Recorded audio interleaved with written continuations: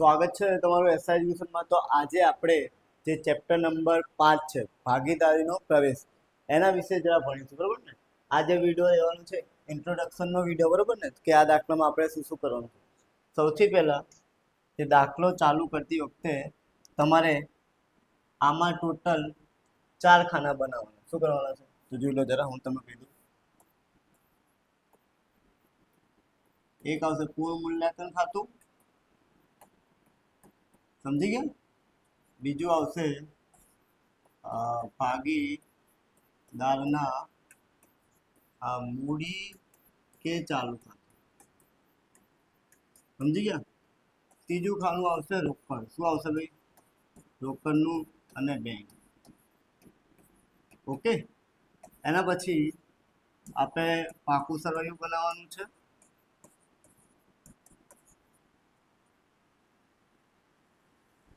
સમજી ગયા। 4 ખાના તમારે બનાવવાના છે, બરોબર। આ રીતે રહેશે, બરોબર ને। એના પછી તમારે એમાં અનામતો તમારે વેચવાની હોય। શું કરવાની હોય? વેચવાની। હવે કઈ અનામત તમારે વેચવાની છે એ જોઈ લો, બરોબર ને। તો એ બી આપણે એને જૂના નફા નુકસાનના પ્રમાણમાં વેચીશું, બરોબર ને। તો સૌથી પહેલા છે આપણી સામાન્ય અનામત, સમજી ગયા। બીજું છે આપણી મૂડી અનામત, ત્રીજું છે રોકાણ અનામત, ચોથું છે કારીગર વળતર અનામત, સમજી ગયા। ઓકે, તો આ જે અનામતો છે તમારે વેચવાની છે એ બી ભાગીદારના મૂડી ખાતાની કઈ બાજુ ભાઈ? જમા બાજુ। એ બી જૂના નફા નુકસાન બાબત। પછી તમે આ જે વસ્તુ, આ બે અનામત છે એમાં તમારે ખાલી હવાલા જોવાના। ઓકે, હવાલા હોય તો હવાલા પછી જે રકમ વધે ત્યારે વેચીશું, બરોબર ને। એ આપણે દાખલો સ્ટાર્ટ કરીશું ત્યારે શીખીશું। અત્યારે તમારે આ બંને અનામતો વેચતી પહેલા તમારે શું કરવાનું છે? હવાલો ચેક કરવાનો છે। દાખલામાં આની બંને ઉપર જ હવાલો હોય છે, બરોબર, એ તમારે ધ્યાનમાં આપવાનું। એના પછી તમારે શું નહીં વેચવાનું,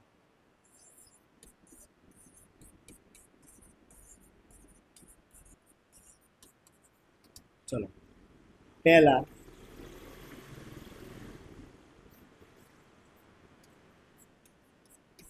શું ભાઈ? બચત ખાતું। શું કરવાનું? બચત ખાતું। બીજું છે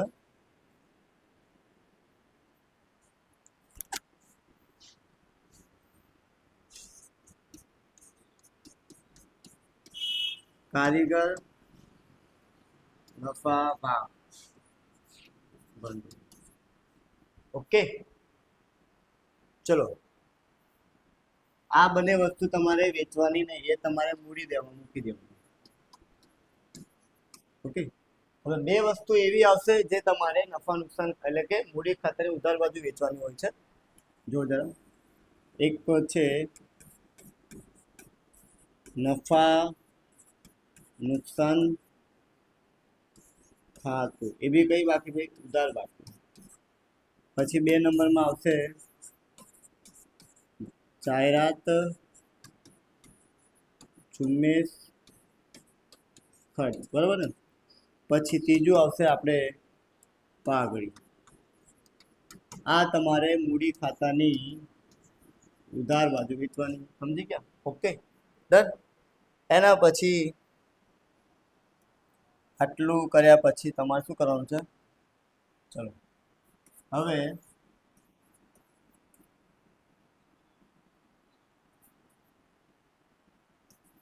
હવાલાની પાઘડી જોઈજો, કઈ ભાઈ? જે હવાલામાં આપી હશે એને તમારે ત્યાગના પ્રમાણ વેચવાનું। કયા પ્રમાણ? ત્યાગનું સૂત્ર તમને ખબર જ છે, કયું છે ભાઈ? જૂનો ભાગ માઇનસ નવો ભાગ, બરોબર આટલું? ઓકે, હવે પાઘડી તમારે પહેલા તો પાઘડી વેચવા માટે શોધવી પડશે। તો શોધવાની ક્યારે? તો જો જ્યારે હવાલામાં આવું આપ્યું હોય તમને પાઘડીનું મૂલ્યાંકન. ઓકે, આવું આપ્યું હોય ત્યારે તમારે પાઘડી શોધવી પડે. પાઘડી શોધવાની કીધે જે નવો ભાગીદાર પ્રવેશ કરશે બરોબર ને, એનું જે નવું નફા નુકસાનનું પ્રમાણ હશે, જેમ કે આપણે આ લઈએ ટોટલ 5 થાય, હા કે ના. પાઘડી મૂલ્યાંકન તમને 60,000 આપ્યું, કેટલું મૂલ્યાંકન તો શોધવાનું. તો આ જે ત્રીજો ભાગીદાર છે એનો ભાગ થશે 1/5. પછી 12,000 રૂપિયા આવશે, એ રોકડમાં લાવશે. ક્યાં લાવશે ભાઈ?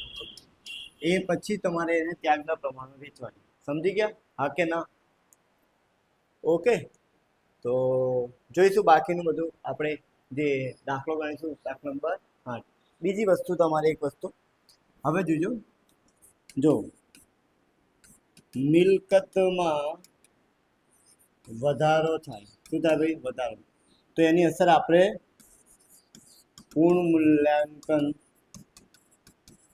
જમા બાજુ આપવાની. અને જો શું થાય? ઘટાડો.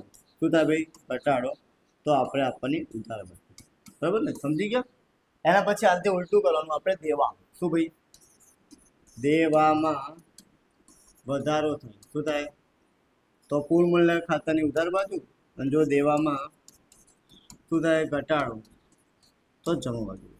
સમજી ગયા? ઓકે, હવે આ ચેપ્ટર છે એ તમને બોર્ડમાં એના 2 દાખલા આવશે સેક્શન ઈમાં, 8 માર્ક્સ. બરાબર ને? કેટલા ભાઈ? 2.